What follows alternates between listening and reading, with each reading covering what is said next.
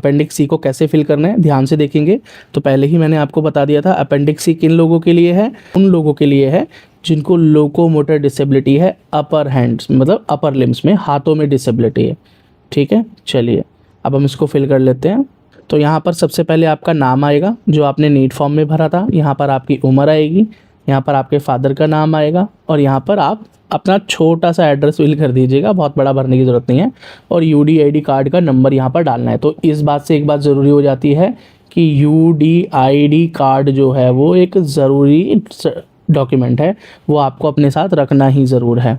ठीक है, और यूडीआईडी कार्ड पर जो जिस हॉस्पिटल से इशू किया गया था उस हॉस्पिटल का नाम आप यहाँ डाल दीजिएगा और जिस डेट पर इशू किया गया था वो आपके डिसेबिलिटी सर्टिफिकेट पर या यूडीआईडी पर ही लिखा होगा, आप वहाँ से देख लीजिएगा। ठीक है, अब इम्पॉर्टेंट स्टेप्स की तरफ चलते हैं। ये तो हो गए बेसिक डिटेल्स। सबसे पहले यहाँ पर आपसे पूछा जाएगा कि आपकी डिसेबिलिटी का एक्चुअल नाम क्या है, तो जो नाम वहाँ आपके यूडीआईडी में मेंशन हो वो यहाँ पर डाल दीजिएगा। उसके बाद डायग्नोसिस किस बेसिस पर हुआ। अब बच्चे पूछते हैं भैया ये डायग्नोसिस कहाँ मिलेगा, तो बेटा एक तो होता है आपका यूडीआईडी कार्ड जो कि आधार कार्ड जैसे फॉर्म में होता है, और एक होता है बड़ा सर्टिफिकेट जो A4 साइज़ में होता है। ये दोनों आपको मिल जाएंगे, स्वावलंबन वेबसाइट से डाउनलोड कर लीजिएगा। तो वहाँ पर आपकी डिटेल्स लिखी होती है और वहाँ पर लिखा होता है डायग्नोसिस, लोको डिसेबिलिटी के नीचे डायग्नोसिस लिखा होता है।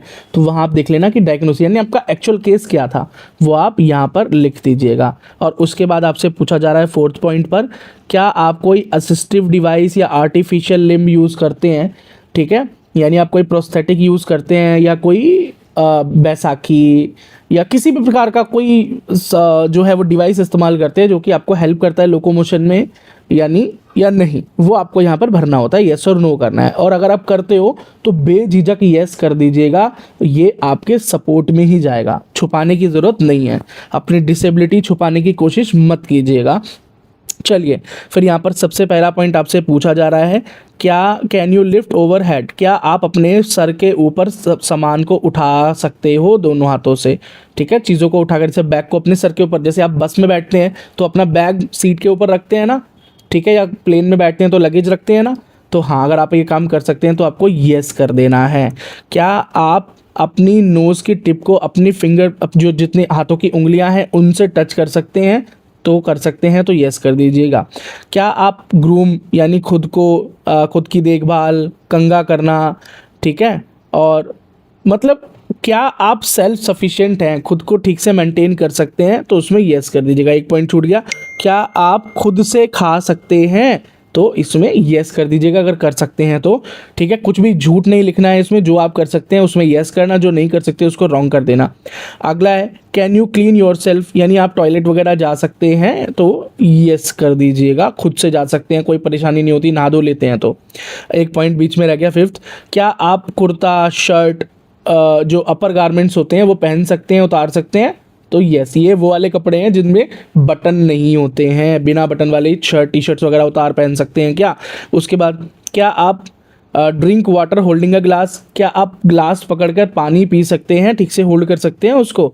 फिर क्या आप अपने शर्ट के बटन खोल बंद कर सकते हैं, क्या आप अपनी पैंट पहन सकते हैं, क्या आप नाड़ा है अगर पजामा है तो धोती है उसका नाड़ा बांध सकते हैं, क्या जिप लगा सकते हैं, तो कर सकते हैं तो येस कर दीजिएगा। और उसके बाद है क्या आप एक पेन पकड़ सकते हैं और उसको ठीक से होल्ड कर सकते हैं और उससे लिख सकते हैं, तो येस और नो कर दीजिएगा। तो ये हो गए आपके सारी चीज़ें, और फिर उसके बाद यहाँ पर आपके ही सिग्नेचर हो जाएंगे।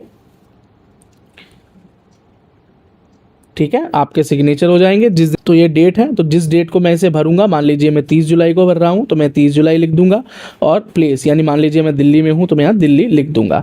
उसके बाद अब नेक्स्ट एफिडेविट की तरफ चलते हैं।